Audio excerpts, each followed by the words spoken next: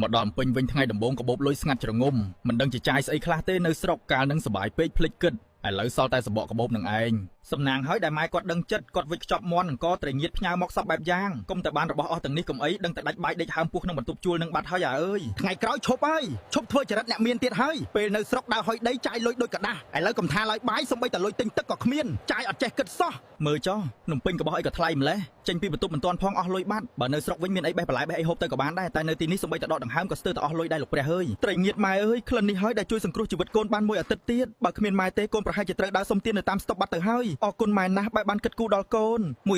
300អស់ហើយសល់តែ300រៀលនឹងមែនធ្វើអីបានទៅលោកអើយទិញស្ករគ្រាប់មួយគ្រាប់ក៏គេមិនចង់លក់ឲ្យផងបើដឹងថាអញ្ចឹងការនៅស្រុកអត់ចាយច្រើនសោះអង្គអើយឯងគឺជាពេជ្រក្នុងបន្ទប់ជួលអញហើយចាប់ពីថ្ងៃនេះទៅអញនឹងហូបតែបាយជាមួយត្រីងៀតរហូតដល់ដាច់ខែគ្មានទេផឹកកាហ្វេប្រែនគ្មានទេដើរលេងយប់ប្រលប់មាន់នេះឆ្ងាញ់ណាស់តែឈប់សិនទូហ្វាប់លោតសារអីហ្នឹងលុយក្នុងទូរស័ព្ទក៏អស់ទៀតមែនទេចាំមើលចុះបើខែក្រោយអញនៅតែចាយអញ្ចឹងទៀតអញនឹងដូរឈ្មោះទៅជាអដាច់បាយ